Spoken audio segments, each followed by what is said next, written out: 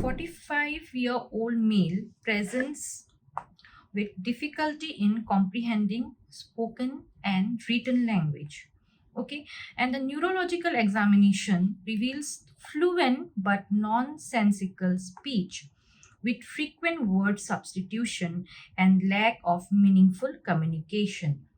Which of the following brain areas is most likely to be affected? So they have given the option as precentral gyrus area number 4, the Broca's area in the frontal lobe, that is area number 44 and 45, Wernicke's area in the temporal lobe, that is area number 22, and the angular gyrus in the parietal lobe, that is area number 39. So before attempting this answer, we should know a little bit about the types of aphasias. Okay, so what I'm going to teach you here is the aphasia box. Okay, and it's very easy to understand the types on the basis of this schematic diagram. So on the vertical part, you can see there is fluency of the speech and non-fluent speech. On the horizontal part, you have good comprehension and poor comprehension. Now you're dividing this box into two halves by a diagonal line. Okay, so repetition is negative above this line and repetition is positive below this line. Okay, now let us see one by one what are the types of aphasia. So if the speech is fluent, okay, and the comprehension is good, but the repetition is negative, okay, repetition negative, fluency of speech and good comprehension, then it is conduction type of aphasia. Okay, if the speech is fluent but the comprehension is poor and repetition is again negative, means there is no repetition of words, then you have the Wernicke's aphasia. Okay, now let us come to the non-fluent speech. If the speech is non-fluent, good comprehension and there is negative repetition, it is Broca's aphasia. If the speech is non-fluent, okay, comprehension is good, but the repetition is positive, then it is transcortical motor aphasia. If the speech is non-fluent, okay, non-fluent speech, okay, repetition is positive, but comprehension is gone, okay, then it is mixed transcortical aphasia.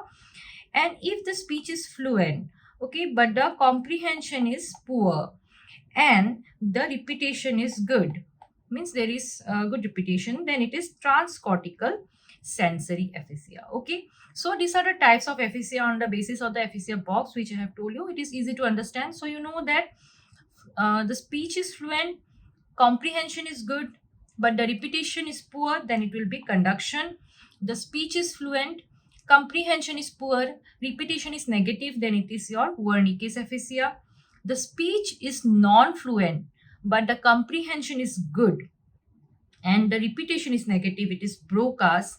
And if you have good repetition below, in the good repetition you have the transcortical motor, transcortical sensory, and the mixed transcortical aphasia. Now transcortical motor involve good comprehension, good repetition, but non-fluent speech, and transcortical sensory involves your fluent speech, okay, poor comprehension and your good repetition, and the mixing of this is the mixed transcortical aphasia. So these are the types of aphasias. Now let us concentrate on the Broca speech area and the Wernicke sensory speech area. Now you know that the Broca speech area, which is a motor speech area, is area number 44-45. Okay, as you can see here, it is in the area number 44-45. First of all, get oriented. This is the anterior, you have the frontal lobe, and this is the posterior, you have the occipital lobe behind. Okay, so this is anterior, this is posterior, you have the frontal lobe, and area number 44-45 present on the superolateral surface. And which gyrus? It is present in the inferior frontal gyrus. As you can see, it is present in the inferior frontal gyrus. And the blood supply of this area, you know that the superolateral part of the cerebrum is mostly supplied by the medial cerebral artery. Okay, if you are coming to the Wernicke sensory speech area, it is in the area number 22. Okay, it is present in the temporal lobe, in the superolateral surface, in the superior. This gyrus is your superior temporal gyrus. This is the superior temporal gyrus, and again the blood supply is your middle cerebral artery. Okay, now one thing you should see in this image, as you can see, this is the central sulcus. This is the central sulcus.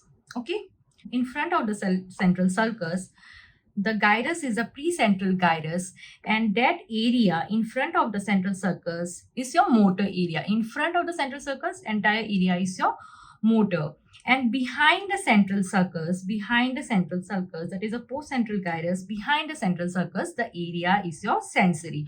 So the Wernicke's area, you can see it is behind the central sulcus, right? It is behind the central sulcus, so it is sensory. And if you see the Broca's, it is in front of the central sulcus. So this area, let me show it a different shade. So this area is your motor. So Broca's area that is present in the inferior frontal gyrus is the motor speech area, whereas the Wernicke's area presented in the superior temporal gyrus is your sensory speech area. So I hope it is clear to you now.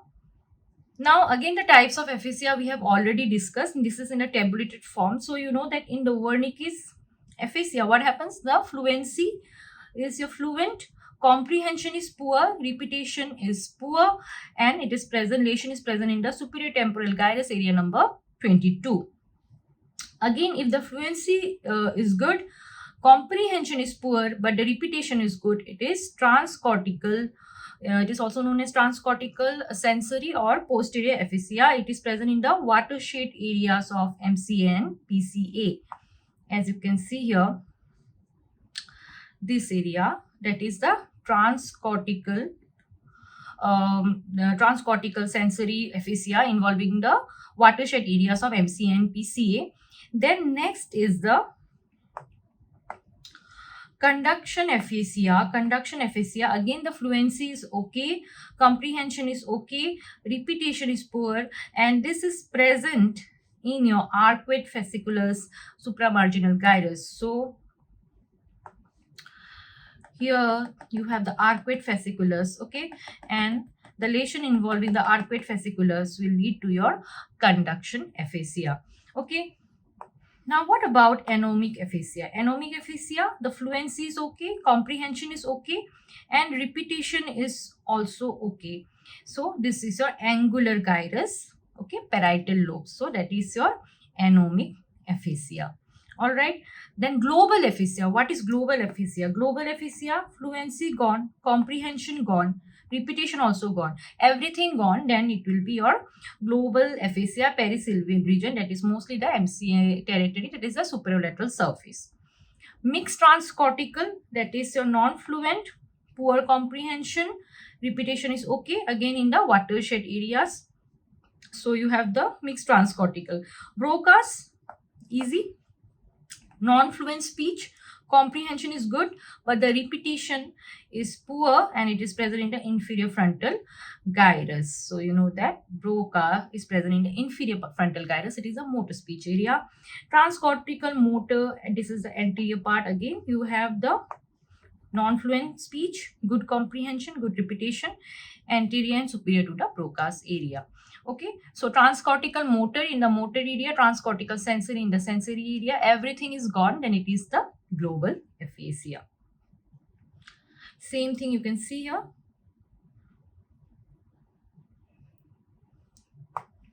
This is the Broca's area. Okay, this is the Wernicke's area, and connecting them is the arcuate fasciculus. If lesion is in the arcuate fasciculus, it will lead to your conduction aphasia. Okay, so the same thing we have discussed, arcuate fasciculus, conduction aphasia. So you have the you have the poor repetition of the heard speech. Wernicke's, what happened? It leads to your impaired comprehension, but the speech is fluent, and the Broca's, normal comprehension but non-fluent speech. Okay, and if everything is gone, it is your global aphasia. Now let us see the aphasias of Wernicke and Broca's one by one, because it is asked each and every time. You know that in Wernicke's, the speech is fluent, but it is meaningless. Okay, meaningless, nonsensical, it is meaningless. but there is difficulty in understanding or comprehension. Okay, the repetition is again poor and the person is unaware of the speech error. Then you have word substitution, that is paraphasias. It can be semantic and it can be phonemic. Okay, and also the speech is lots of jargon words and neologism, that is those are not real words, so nonsensical word which they have mentioned. It is also related to the word salad, that is lot of jargon words and it is nonsensical words. So it is also known as your receptive aphasia. Okay, the Wernicke's aphasia is also known as receptive aphasia. While the Broca's, you know that the speech in the Broca is non-fluent, but the comprehension is intact, repetition is poor, and there is awareness of the speech deficit. Okay. Also, there will be agrammatic speech. You will also have telegraphic speech and impaired verb processing. The speech will be slow, labored, and poorly articulated with short phrases.